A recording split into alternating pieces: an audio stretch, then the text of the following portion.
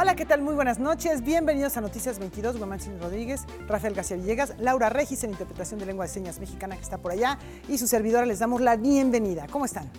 Pues muy bien, Laura, amigos, lo que tenemos el día de hoy es un programa que tiene mucha música, así que creo que va a estar muy sabrosa la noche, ¿no? Una propuesta ecléctica porque vamos desde los sones hasta la música moderna, producciones pensadas en música, hechas imagen, variadita la propuesta. Y además distintas geografías, Rafael. En distintas latitudes también hay que subrayarlo. Estaremos recordando a Gabriel García Márquez, estaremos recordando su centenario Chabela Vargas y al maestro Pedro Ramírez Vázquez. Ayer se cumplieron 100 años de su natalicio. Evidentemente, porque estuvimos platicando de Notre Dame, ya no le dedicamos el espacio suficiente, pero hoy vamos a reivindicarnos y a recordar y a celebrar el legado de este gran arquitecto.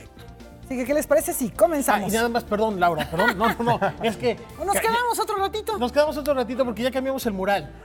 Muy importante. Sí, es que eso... Ayer teníamos Notre Dame de París y ahora, ¿qué tenemos? Ai Weiwei. Ai Weiwei, a propósito de esta muestra que se presenta en el Museo Universitario de Arte Contemporáneo, y por eso hoy iniciamos de este lado del programa para decirles que nuestro mural va a propósito de esta exposición que no hay pretexto para perdérsela, muy interesante, el activismo político, las reflexiones que hace en torno a los desaparecidos, no solo de México, sino en el mundo, la justicia que clama Ai Weiwei y que ha sido muy generoso con los visitantes de esta exposición porque ha convivido, ha compartido con ellos. Así es. Bueno, con estas imágenes... ¿Ahora sí? ¿Ahora sí comenzamos? Ahora sí. Pues comenzamos.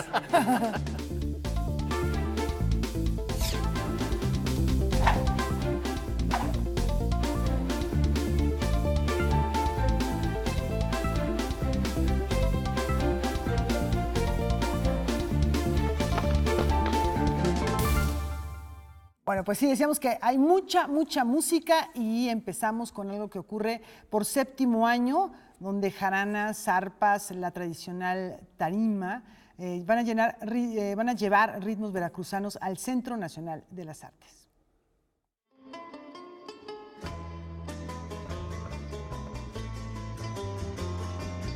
La séptima edición del Son Jarocho, Fiestas de las Jaranas y las Tarimas, se llevará a cabo del 25 al 28 de abril en el Centro Nacional de las Artes, CENART, con un programa que reunirá a más de 100 músicos y especialistas vinculados con esta práctica tradicional con más de 300 años de historia.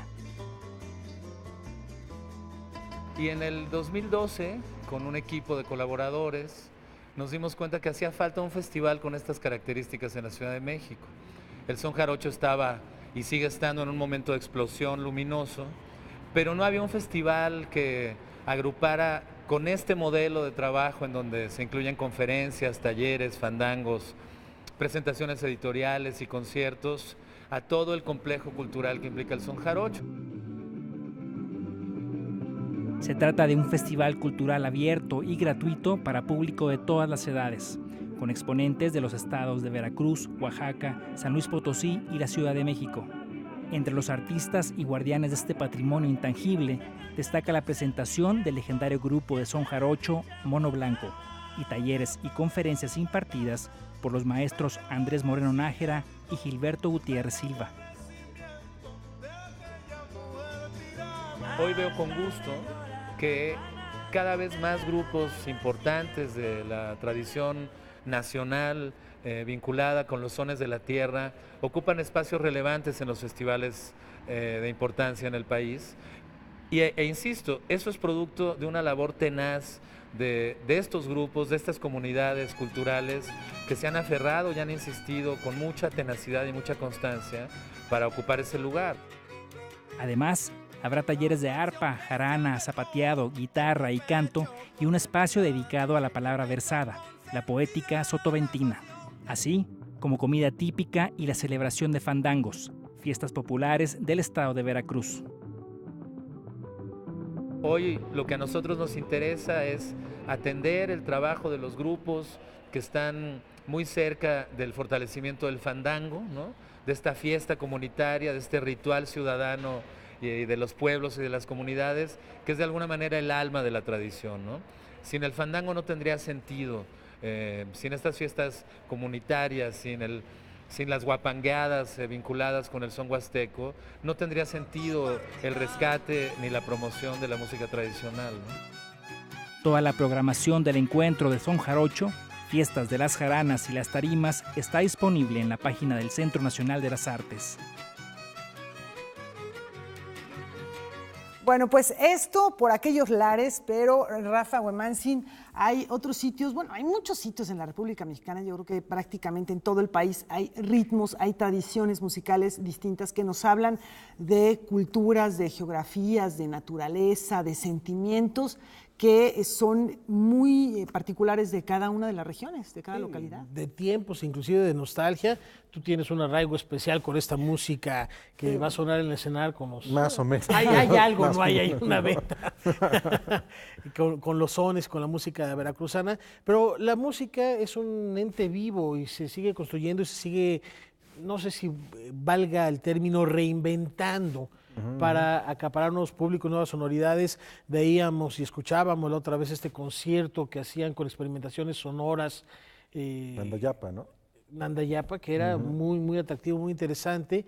Y ahora también la Fundación Hermes abre un espacio para la música contemporánea. Así es. Bueno, yo estaba generando ese tipo de conexiones, Rafael, amigos. Hace unas semanas, el martes de la semana pasada, veíamos música contemporánea desde el Colegio Nacional. Con Haas, Así la obra es. de Haas. También vimos a la marimba Nandayapa, y lo que vamos a compartir ahora tiene que ver con una experimentación que lo mismo nos va a llevar nuevamente a los sonidos de la marimba como al mismo jazz, ¿no?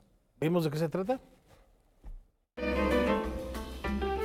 En su quinta edición, el Festival de Música de la Fundación Hermes Music está preparando 2 conciertos que se caracterizan por su propuesta de fusionar varios géneros. El objetivo del concierto es la promoción de los músicos mexicanos, que se conozca su trabajo, y mismos que están involucrados en los programas de educación musical que la Fundación Hermes Music lleva a cabo.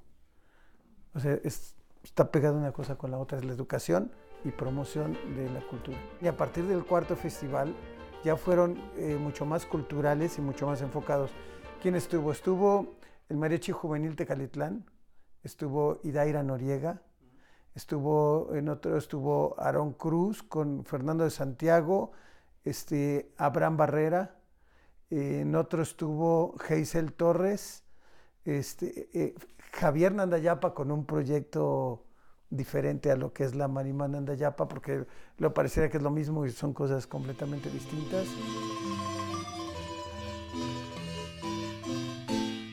Para esta quinta edición del festival se contará con la presencia de músicos como la marimba Nandayapa hasta el jazz de Víctor Patrón. La entrada para los conciertos del sábado 20 y domingo 21 de abril serán gratuitos e iniciarán a las 17 horas en el auditorio de la CTM, localizado a un costado del Monumento a la Revolución. Y ahora que es diferente porque viene Marco Morel, que es un guitarrista teniendo un proyecto distinto, Molotes, que son con pop, la marimba Nandayapa completa, que aparte lleva una sección de cuerdas, o sea, el espectáculo es bonito. Y al día siguiente es Víctor Patrón, que también es jazz. Siempre hemos tenido jazz, en todas siempre ha habido jazz y siempre lo hemos mezclado. Jazz bajo un concepto de jazz mexicano, de composición mexicana. Noticias 22, Alberto Aranda. Bueno, pues era interesante desde el principio del programa, les anunciamos, vamos a hablar mucho de música y en muchos registros de esto que entendemos como música, ¿no? Como las sonoridades desde las añejas hasta las contemporáneas. ¿Y ahora dónde nos vamos, Laura? Bueno, pues ¿qué les parece? Nos vamos a un epicentro de la música en nuestro país, que es Morelia, que bueno, pues tiene un conservatorio maravilloso. Y fíjense que aparte de muchas actividades que realizan a lo largo del año, festeja 3 lustros de difundir, en este caso, la vanguardia musical. El Festival Internacional de Música y Nuevas Tecnologías, Visiones Sonoras, festejará su 15º aniversario con un programa de actividades que se realizará de mayo a diciembre en Morelia, Michoacán. Bajo el lema 15 años, 15 conciertos, este encuentro reunirá a compositores, productores, promotores culturales y estudiantes de música provenientes de América, Asia y Europa. Nosotros abrimos las puertas para entender cómo es el uso de las tecnologías en nuestras vidas, desde los mensajes, desde la comunicación hasta las experiencias artísticas. tenemos 13 países representados en Visiones Sonoras, desde México, Corea, Argentina, Francia, tenemos el apoyo de Francia. Llevamos 3 años con un proyecto con el Reino Unido, con apoyo del British Council y Anglo Arts, en donde los artistas de este año, que están en residencia en este año, van a presentarse obra nueva en Visiones Sonoras. Bajo la organización del Centro Mexicano para la Música y las Artes Sonoras, estos conciertos se dividirán en 3 etapas. Previsiones de mayo a agosto, durante el festival del 25 al 28 de septiembre y postvisiones de octubre a diciembre. Esta conmemoración será también una retrospectiva que exhibirá a los músicos, becarios participantes y momentos más importantes en la historia de este festival. Te puedo dar el ejemplo de la segunda pieza de música electroacústica de Mario Lavista. Mario Lavista compone música contemporánea, usa muy pocas veces medios electrónicos o tecnología, y esta es una pieza que compuso en el CEMAS a comisión de nosotros y se presenta otra vez en Visiones Sonoras, o una pieza de Javier Álvarez, que es una de sus piezas más importantes, Mejor morir en la selva. Hemos visto desde el CEMAS, desde hace algunos años, la interdisciplina y la multidisciplina, cómo los artistas, los jóvenes creadores sobre todo, ya no están enfocados solamente como a, tecnología y música, sino ya abren las puertas a incorporar el video, a incorporar la danza, a incorporar inclusive cosas de ciencia, geográficas, el mundo alrededor, ¿no? Lo que nos rodea, a partir del descubrimiento que todo puede generar sonido. Desde el 1 de abril y hasta el 7 de junio permanecerá abierta la convocatoria para jóvenes compositores o artistas sonoros interesados en participar como asistentes activos o ponentes. Las bases pueden consultarse en visionessonoras.org. Noticias 22, Karen Rivera. Bueno, me parece muy emocionante que exista un festival de estas características, dado que si bien en nuestro país hemos tenido la presencia desde hace muchísimos años de músicos que hacen vínculos con nuevas tecnologías, creo que no ha existido un espacio permanente o que permita que varios mexicanos se encuentren y dialogan en estos territorios. Recuerdo ahora, por ejemplo, por ahí de 1992, 1991, un espectáculo impresionante que hacía la UNAM que se llamaba Músicas Visuales, y que se hacía en el espacio escultórico por ahí de noviembre, finales de octubre, que era muy interesante, con músicos de diferentes partes del mundo, y siempre estaba presente Jorge Reyes, entre otros. Pero son espacios que tenemos en la memoria que ocurrieron en alguna parte, después se pasaron a otro lado, se diluyen. Esperamos que este festival consolide, se refleje y lleve a otras proyectos a otras latitudes, porque estamos hablando de que esto es música que se está haciendo de esa manera desde hace décadas en el resto del mundo, ¿no? Siglo XX es prácticamente la tendencia, y a 15 años habla también de una muy buena salud que tiene este festival de Visiones Sonoras. Y nos vamos a ir a una pausa recordando al gran Gabriel García Márquez. A 5 años de su partida, él falleció un Jueves Santo, como uno de los personajes más emblemáticos de su novela más gustada y más leída, por supuesto. Y hoy vamos a rendirle este tributo, este homenaje, este recuerdo, porque Gabriel García Márquez continúa vivo en el imaginario universal. La palabra muerte es la más frecuente en las obras de Gabriel García Márquez. Aparece 218 veces en 10 obras del autor. En 2012, la casa de subastas Christie's sacó a remate el texto original del cuento En este pueblo no hay ladrones, que incluye una sección revisada de su novela La mala hora. Y aunque la casa de Pujas había anticipado un precio estimado superior a los $120,000, no hubo postor. A la muerte de Gabriel García Márquez, 100 años de soledad, regresa a la cima de las listas de los libros más vendidos. Traducido a más de 40 idiomas, supera los 50 millones de ejemplares vendidos en el mundo desde que se publicó en 1967.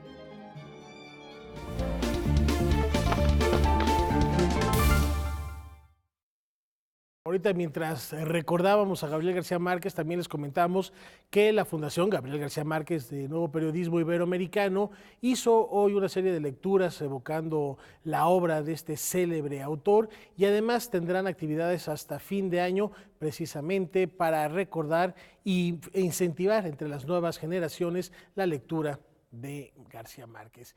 Y si ustedes son de aquellas personas, a propósito de literatura, que no pueden viajar en avión sin la compañía de un libro, hay muy buenas noticias y más para este periodo vacacional.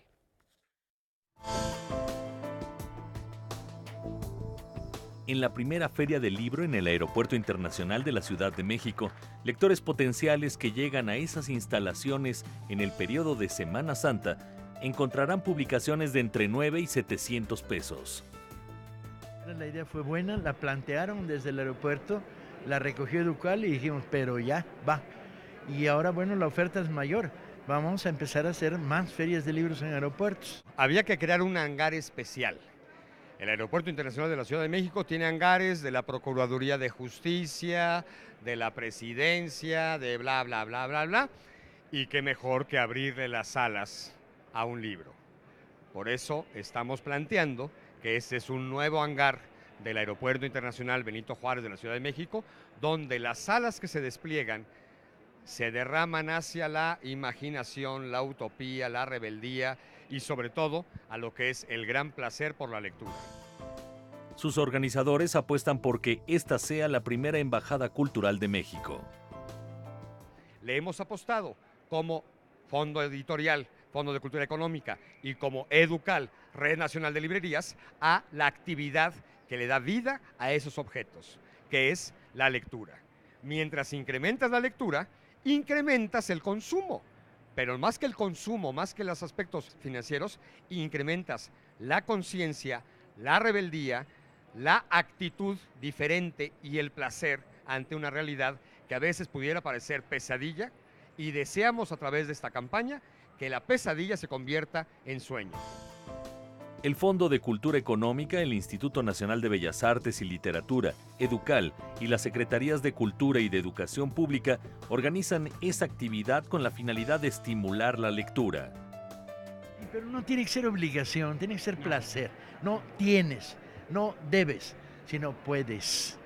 Y puedes porque te va a volar las neuronas, te va a poner de buen humor. Y si tienes 17 años y lees a Neruda, ligas más. El mensaje es ese y no el debes. Esta sociedad abundó demasiado la mentalidad autoritaria. Ahora tiene que aumentar la mentalidad de compartir.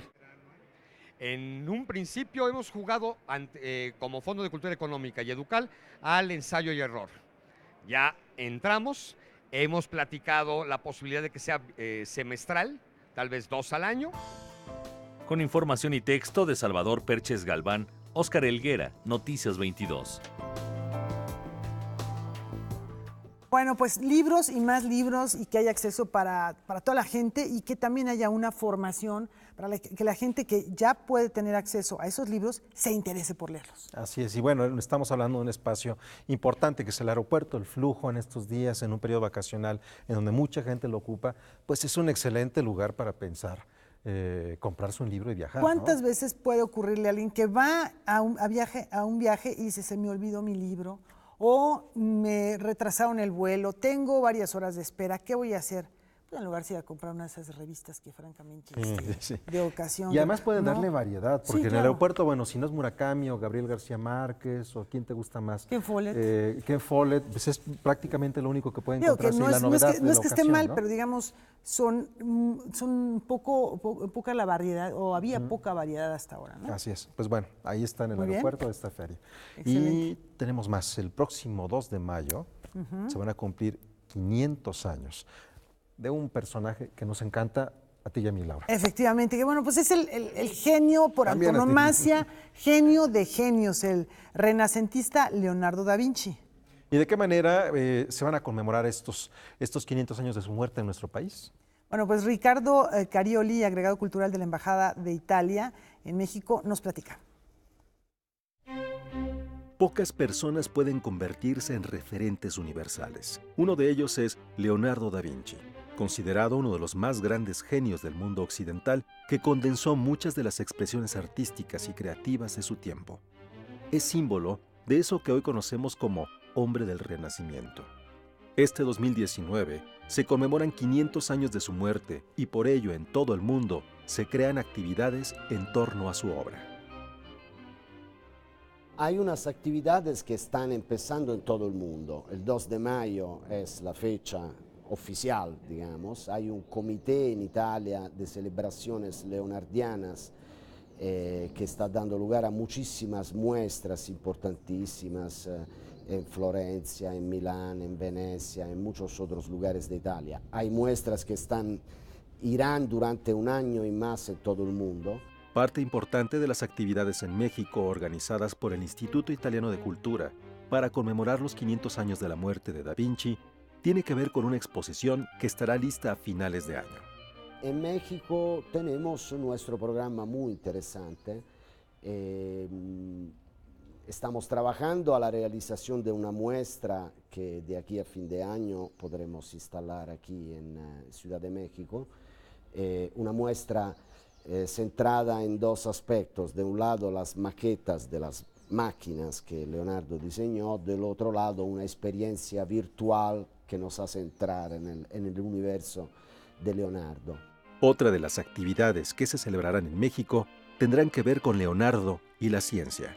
El 21 de mayo, aquí en el Instituto Italiano de Cultura, se celebrará una jornada de estudios Leonardo y la ciencia. Es un seminario internacional organizado por la agregada científica de la Embajada de Italia, Emilia Giorgetti, donde estarán investigadores italianos y mexicanos. Para Ricardo Canelli, honrar a Leonardo necesita mirar con sentido crítico la forma en la que el mundo actual se ha alejado del humanismo. Hoy nosotros hemos entrado en nuestro mundo contemporáneo, sobre todo en el siglo XX, en la época de la especialización. Entonces uno se dedica solamente a una cosa y conoce solamente esta cosa. Me pregunto si no nos haga falta tener en cambio una capacidad de dominar diferentes ámbitos de la existencia y del conocimiento. Un límite que yo veo en nuestro mundo contemporáneo justamente es esta incapacidad de ir a un metro de mi pequeño dominio espacio, ¿no? Noticias 22, Huemansi Rodríguez. El maestro Canelli hablando de esta presencia tan importante de Leonardo da Vinci, no solo para Italia, sino para el mundo entero, un hombre que vino a revolucionar el pensamiento y a inspirar a tantas y tantas generaciones en este eclecticismo de saberes que él resguardaba, el hombre del Renacimiento por excelencia. Y en otros temas, el dramaturgo Alberto Estrella nos invita a descubrir si es verdad que hay sombras en el paraíso. Parece de noche. No me gusta la oscuridad. Sombras en el Paraíso surgió como parte de un ejercicio de actuación. Los alumnos de Alberto Estrella debían llevar un objeto a clase que tuviera un fuerte significado para ellos. Una chica llevó una cofia, el gorro de enfermera que la unía con su madre. A partir de esa anécdota, comenzó a escribir la historia. Me revientan el oído cada media hora y me recuerdan el tiempo. Ahora el privilegio es mayor, puesto que una gran actriz como Ángeles Marín y un compañero excelente director como Víctor Carpinteiro, pues en conjunto me invitaron a esta gran aventura y pues vamos a ver cuál es el resultado, porque pues nunca se sabe en el teatro. Y a ti tampoco nunca te he dicho no, mamá. Ahora lo que nos presenta es una reinterpretación de este libreto. Se cambió el contexto y se eliminó toda puntuación. La historia gira en torno a Alma, una enfermera que transforma una habitación en un minúsculo universo donde intenta encontrar su libertad. En particular, mi inquietud de retomar este texto y que también la actriz fuera cómplice de esta nueva propuesta, ¿no? Entonces, eso pues enriquece el trabajo y pues nos obliga a tener otra propuesta en la escena, ¿no? Sombras en el Paraíso solo tendrá 8 funciones. Iniciaron el 7 de abril y continuarán durante los siguientes domingos en la teatrería. Noticias 22, Julio López. Bueno, pues habíamos mencionado hace un momento, se mencionó que Gabriel García Márquez cumple 5 años de su fallecimiento. Hay diversas maneras de homenajearlo, por ejemplo, en Colombia, en Cartagena particularmente, se realiza una lectura colectiva de su obra. Así es. Y bueno, también pueden observar, por ejemplo, en el periódico El País se ha publicado el día de hoy un artículo que tiene que ver con los archivos. Recordarán que los archivos de Gabriel García Márquez se encuentran en Texas, en la Universidad de Texas. Y bueno, lo que sacan en El País es una información en torno a cuando, como reportero, quiso ser corresponsal en Madrid. Efectivamente, y bueno, pues siempre él repetía que el oficio de periodista era el más extraordinario, él impulsó permanentemente y de ahí el nacimiento de la Fundación para el Periodismo Gabriel García Márquez. Claro, una pausa, los dejamos con Gabriel García Márquez y volvemos de inmediato. El Liceo Nacional de Varones, ubicado en Zipaquirá, al que el entonces joven aspirante a bachiller llegó en un barco de vapor cuando tenía 16 años de edad, acompañado por una sola maleta desde el puerto de Barranquilla, es hoy el Centro Cultural Casa del Nobel Gabriel García Márquez, un espacio para el arte y la memoria del escritor. La novela La Metamorfosis de Franz Kafka fue su motivación para dedicarse a escribir. Su discurso de aceptación del Nobel se llama La soledad de América Latina. Entonces tenía 55 años, siendo la persona más joven en recibir tal galardón. Estudió Derecho en la Universidad de Cartagena. Manuel Zapata fue quien le dio la oportunidad de ejercer su pasión periodístico-literaria en el periódico El Universal de Colombia.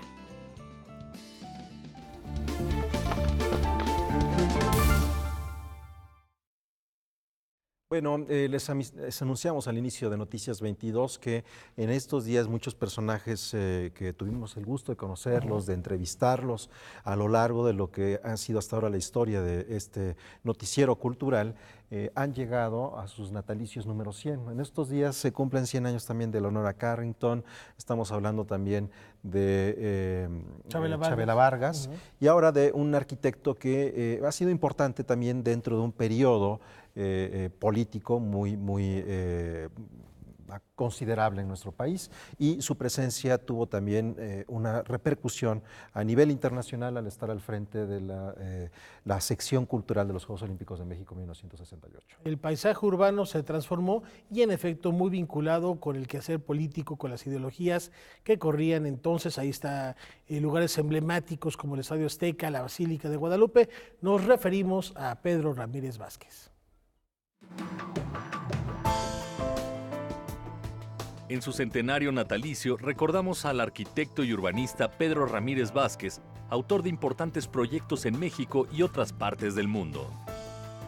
Yo un día de broma le dije, ay arquitecto, usted es el arquitecto que ha hecho todo lo importante de este país.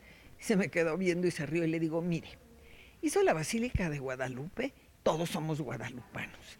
Hizo el Estadio de Fútbol Azteca, todos somos futboleros, y hizo el Palacio Legislativo, y ahí fui un poco irónica y le digo, y es que creemos que somos democráticos. Pues buscamos justo este acercamiento con las nuevas generaciones, que los jóvenes reconozcan la obra de don Pedro y sepan la relevancia de este legado, y cuando la próxima vez acudan a la Basílica o acudan al museo o vayan a ver un partido al Estadio Azteca, sepan que atrás está don Pedro Ramírez Vázquez.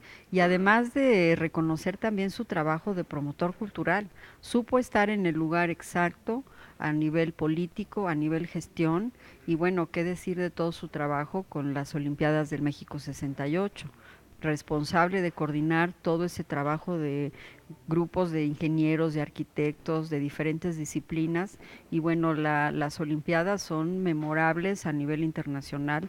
México tuvo un lugar muy importante gracias a esa contienda deportiva. Además de obras monumentales y arte utilitario, el arquitecto trabajó proyectos más modestos. En el caso de la obra educativa, pues es la visión inicial, visionaria de los 30 de José Vasconcelos, retomadas por don Jaime Torres Bodet para ser realizadas con ese gran presidente visionario y estadista ejemplar que fue don Adolfo López Mateos. También los mercados que generó don Pedro a lo largo de la ciudad, pues también son importantes de mencionar, ¿no?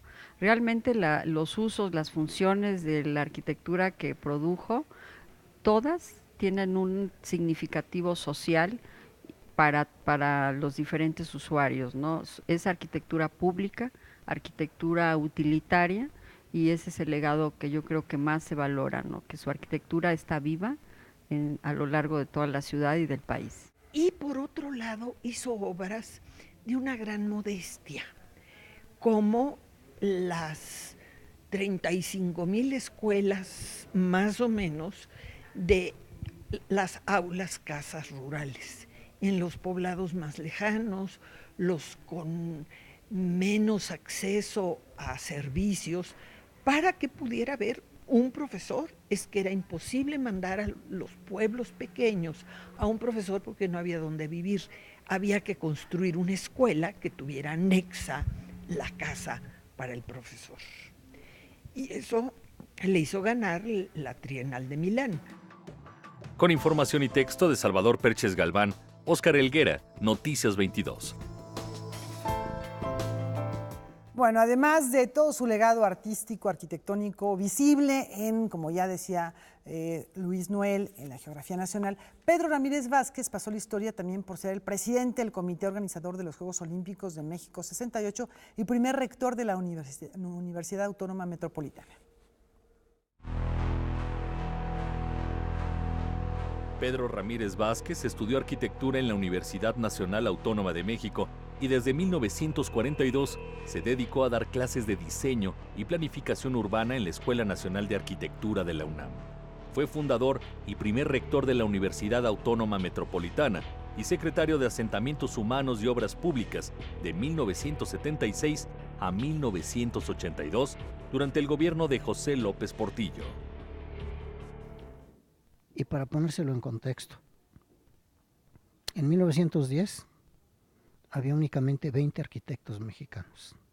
Todas las obras, Porfirio Díaz se las daba a hacer a connotados arquitectos europeos y eran auxiliados por 20. Cuando en 1925 se integra la clase de teoría por el maestro José Villagrán García, ya para 1952 hay 400. 60 de ellos habían hecho la ciudad universitaria en solo 2 años. Y el mundo volteaba a ver lo que se hacía en México.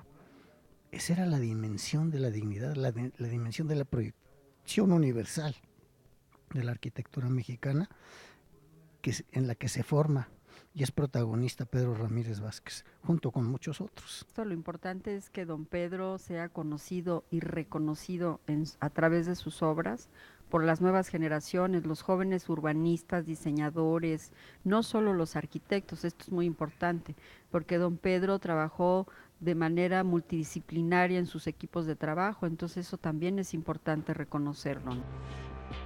Nacido el 16 de abril de 1919, falleció el mismo día y mes de su nacimiento, 94 años después. Entonces, pues sí, era una figura que era muy fuerte. La primera vez que la vi, que me impactó, fue verlo explicándole una exposición de arte prehispánico con el tema del deporte a él y a don Silvio Zavala, al general de Gaulle, en Grenoble, con motivo de los Juegos Olímpicos de Invierno, pero era una exposición mexicana. Y ver a tu papá con el general de Gaulle, ese fue un impacto. En fin, y era la época de los grandes proyectos del Estado. Entonces, pues con los grandes hombres que tenían la capacidad para desarrollar estos grandes proyectos. Pues gracias a don Pedro y a sus obras que han hecho un México moderno, y esperamos que permanezcan y las obras se conserven para el disfrute de todas estas nuevas generaciones. Con información y texto de Salvador Perches Galván, Óscar Helguera, Noticias 22. Bueno, así es, fue un arquitecto que también le tocó un periodo importante de inversión de parte del Estado para generar muchos espacios. Estamos hablando de los Juegos Olímpicos y del Mundial de Fútbol. Hubo mucha inversión y según hemos leído también en las crónicas, conforme han pasado los años, pues fueron momentos en los que también México como Estado trató de atraer la mayor cantidad de miradas posibles del resto del mundo, así que pues le tocó ahora sí que estar en el momento y en el lugar adecuado. Sí, su hijo mismo lo señala en esta entrevista que nos comparte Salvador Perches, a propósito de esa injerencia que tuvo también en la clase política de entonces del México de principios del siglo XX. Él fallece en 2003, el mismo día, 94 años después de haber nacido, y estuvo, como dices, varias ocasiones aquí en Canal 22, todavía cuando estaba este programa Ludens al aire. Así es. Ahí lo provocaron ¿no? al maestro Pedro Ramírez Vázquez a propósito de los Juegos Olímpicos de 1968. En fin, vamos a cerrar y a propósito de conmemoraciones y centenarios, también para darnos cuenta en qué momento de la historia estamos parados, estamos viviendo y estamos recordando. Mientras nacían los personajes que ya referíamos hace unos instantes, fallecía uno de los próceres, uno de los iconos de la Revolución Mexicana. Así es. Vamos con Emiliano Zapata.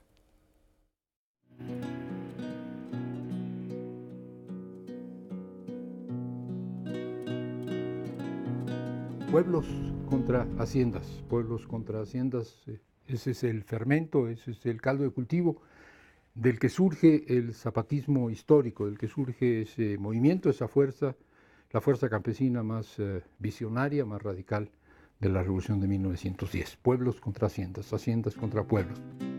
Esta fue, repito, una batalla cruenta, una batalla salvaje. Y finalmente, sin contarles la historia larga, los campesinos ganaron, cuando menos por un rato. Desde 1914 hasta 1916, principios de 1916, el zapatismo, el ejército liberador del sur, los campesinos de Morelos y sus pueblos triunfaron sobre las haciendas. Los campesinos expulsaron a los hacendados, se quedaron con los ingenios, derrocaron a los malos gobiernos. Y la primera medida del zapatismo en el poder, la primera medida del zapatismo gobernante fue la que tenía que hacer, el cumplimiento del Plan de Ayala, el cumplimiento de la promesa del Plan de Ayala, devolverles a los pueblos las tierras que les habían sido usurpadas, darles a los pueblos los territorios que se les habían quitado. Esa fue la primera medida. Pero hay una segunda medida de la que se habla menos, una segunda medida que es la que hoy precisamente quisiera yo enfatizar. Fue reactivar a los ingenios, fue reactivar a las instalaciones que habían abandonado los hacendados, fue restablecer las plantaciones de caña, fue poner en funcionamiento de nueva cuenta a los enemigos a los que habían combatido durante décadas, no únicamente durante la Revolución. ¿Por qué se reactivan los ingenios? Porque los ingenios producían dinero, ingresos, porque eran productos comerciales y la Revolución necesitaba ingresos, no podía sobrevivir sin el ingreso que representaba la producción del azúcar y del alcohol, y porque los ingenios generaban empleo. Y Morelos estaba desolado por el hambre por 5 años de guerra. Generaban empleo, generaban ingresos, procesaban caña. Los ingenios ya no eran el enemigo a vencer. La lección es esta. Cuando los pueblos ganan, cuando los pueblos dominan, cuando los pueblos expulsan a la oligarquía y acaban con los terratenientes y tienen que gobernar, las condiciones son otras. Hay que pensar de nuevo los temas. Y esta reflexión nueva sobre los temas puede llevarnos hoy. Estoy hablando de que otra vez en México los pueblos empiezan a gobernar, puede llevarnos a reactivar aquello que hasta hace unos meses, hasta hace unos años, eran nuestros enemigos. Los megaproyectos no son enemigos por principio, son enemigos cuando están en manos de los terratenientes y de la oligarquía. En manos de los campesinos, así lo dijo Emiliano Zapata, pueden ser un instrumento de liberación. Esta es una lección más del zapatismo que me parece que hoy es particularmente importante y que debiéramos recordar.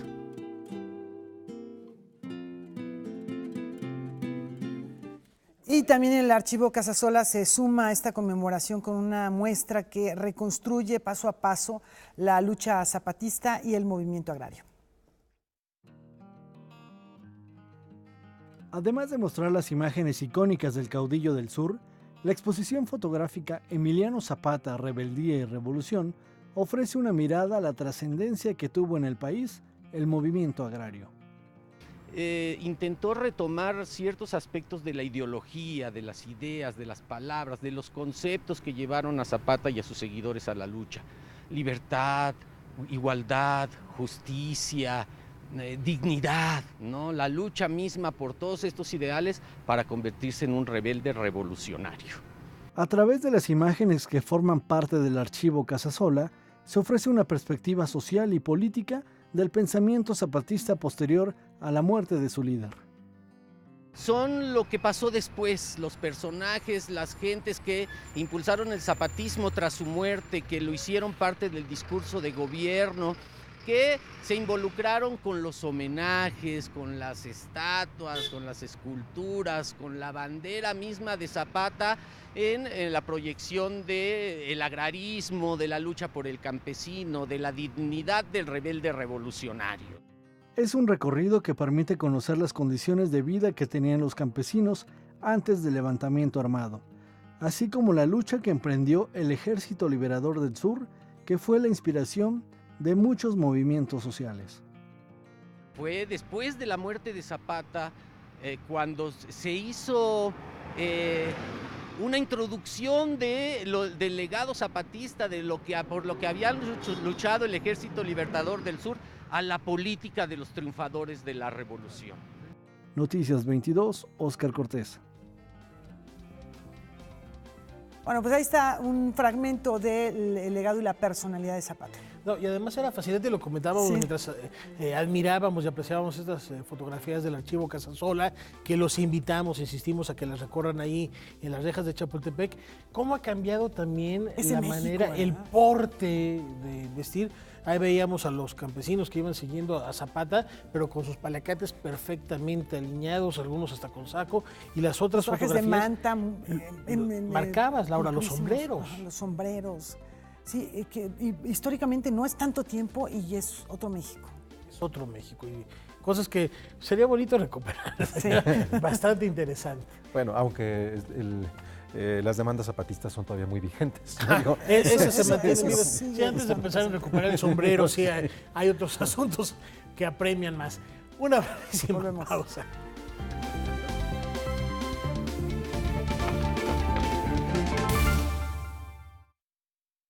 Bueno, seguimos platicando acerca de asuntos que permanecen en la actualidad. En su labor periodística, Adrián Figueroa se ha preocupado por indagar en el rostro humano de sus entrevistados, todos ellos protagonistas de la vida cultural nacional, y esto es lo que ha encontrado.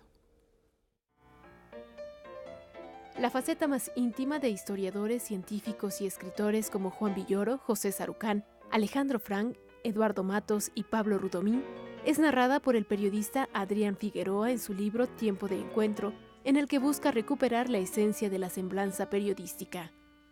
Ellos son el espejo de nosotros. ¿Qué quiere decir esto?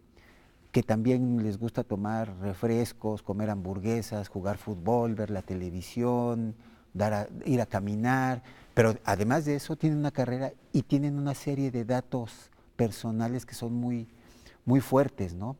Como la entrevista al maestro José Sarucán, quien pierde a su papá y entonces hace todo un periplo para poder ser uno de los grandes científicos, no solo de México, sino del mundo. Por ejemplo, en el caso de Juan Villoro, que me hace revelaciones interesantes, que eso de que no leía mucho de niño, ¿no? Y que inclusive él hacía un periodismo rosa al estilo Pati Chapoy. El editor de las secciones Cultura y Academia del periódico La Crónica de Hoy asegura que es en la travesía cotidiana del reportero donde puede ser testigo privilegiado de lo que pasa en el mundo. Transmitir esa realidad y persuadir a la sociedad es el reto que enfrenta día con día. Bueno, todo este proceso también es un homenaje al reporteo, porque hay que reportear antes de ir a alguna entrevista o hacer un reportaje, tienes que hacer una investigación previa. El periodismo todo es investigación, desde que si sales a la calle y ves un accidente de tránsito, pues le preguntas al del puesto de periódicos, a la gente que estás investigando. Tiempo de Encuentro forma parte de la colección Periodismo Cultural y fue publicado por la Secretaría de Cultura. Noticias 22, Karen Rivera. Bueno, pues enhorabuena para este colega que tiene parte de su trabajo recopilado en esta colección de periodismo cultural. Y bueno, vamos a platicar porque regresa a nuestro país un colectivo austriaco que nos ayuda o que nos invita a reflexionar sobre las relaciones personales.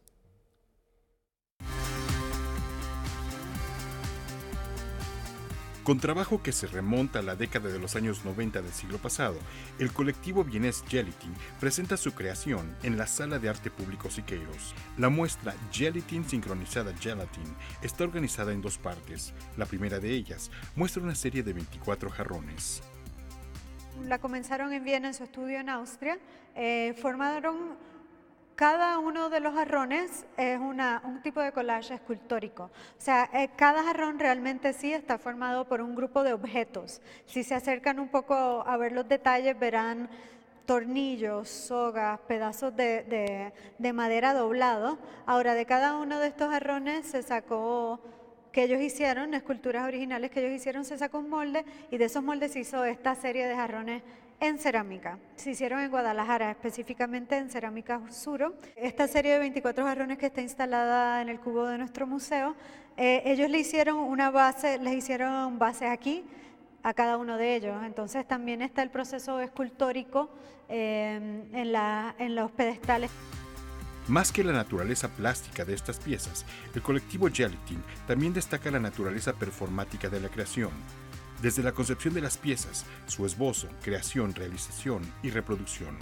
Pero el tema principal también es el cuerpo y sus encrucijadas, incluso sexuales. La segunda parte de la muestra exhibe videos y fotografías explícitas de la anatomía masculina que se enmarcan en lienzos creados para esta exposición.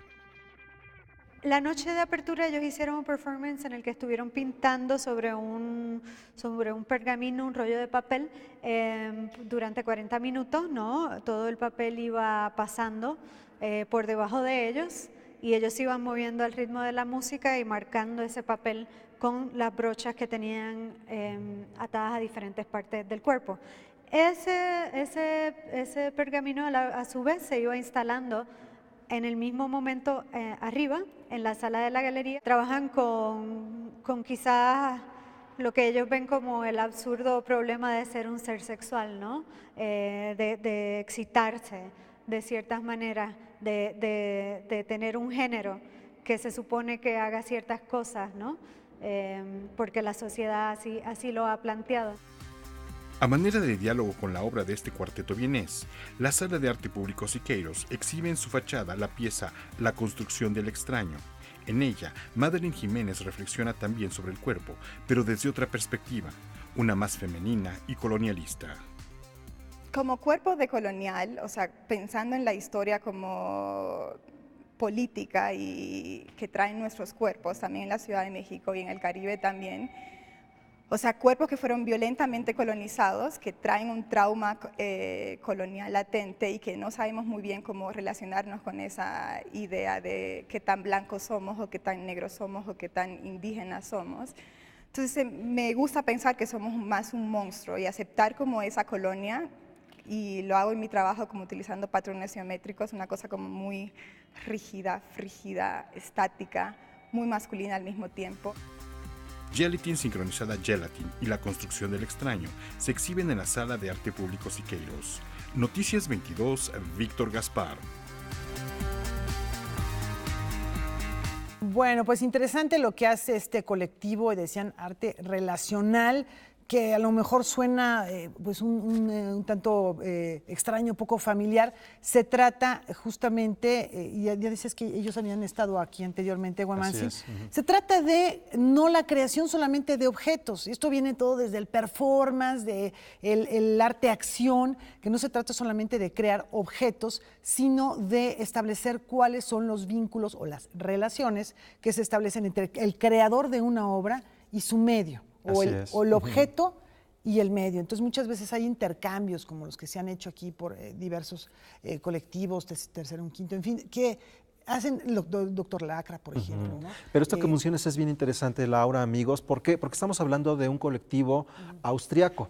Ellos originalmente habían sido traídos a México a través del Foro Cultural Austriaco, que es el equivalente a el Instituto Goethe de Alemania o el Centro Cultural de España de España. Ellos ya habían venido, ahora la invitación viene de parte del INVAL y de en Austria. es donde tenemos al grupo Fluxus, que establece este tipo de dinámicas hace 50 años más o menos, ¿no? Bueno, pues ahí está una propuesta distinta que Mira cuánta atención te está poniendo ahí, güey, ahí atrás. Sea atento a lo que dices. Y como aprobando, además. Aprobando, sí. No, pero es muy interesante darse una vuelta y conocer este acto performancero. Efectivamente, que no es el objeto en sí, ¿no? Es lo no objeto. Es el resultado de. Bueno, y esto también, bueno, van a escuchar otro terminito también ahí interesante que ya se explicará en la nota. Tiene 7 años de existencia esta iniciativa que es Metacine Creaciones. Compuesta por un grupo de cineastas independientes, la compañía productora mexiquense Metacine Creaciones apuesta por la realización de un cine plural y honesto. Y a nosotros como Metacine estamos muy en contra de los premios y del falso glamour que solo fomenta competencia entre unos y otros, y entonces pervierte a los jóvenes cineastas, y en lugar de querer hacer cine, quieren ser cineastas. A lo largo de 7 años de existencia, han producido una variedad de proyectos cinematográficos e impartido talleres bajo su lema, quien sea puede crear. Tenemos directores incluso menores de edad y otros que ya son de la tercera edad, o sea, tenemos un poco de todo ahí. Hay algunos directores que son algunos estudiosos con doctorado, etcétera, y otros que no han ni terminado la preparatoria. Entonces, es muy diverso. Sin embargo, todos, sin excepción, lograron comprender, o lograron más que nada utilizar el lenguaje cinematográfico para contar su historia. De acuerdo a los fundadores del proyecto, el lenguaje cinematográfico debería popularizarse en la educación formal. Tal cual se nos enseña a leer y a escribir, se nos debería enseñar a desarrollar el lenguaje audiovisual, ya que hoy en día consumimos mayormente imagen en video. Pueden buscarnos en las redes como Metacine Creaciones y buscar nuestros talleres, que estén atentos a ellos y que sepan que aunque literalmente no está la escuela físicamente construida, sí hay una escuela en el sentido helénico de la academia, ¿no? O sea, sí tenemos una trayectoria y una forma de ver y comprender y expresar el lenguaje cinematográfico.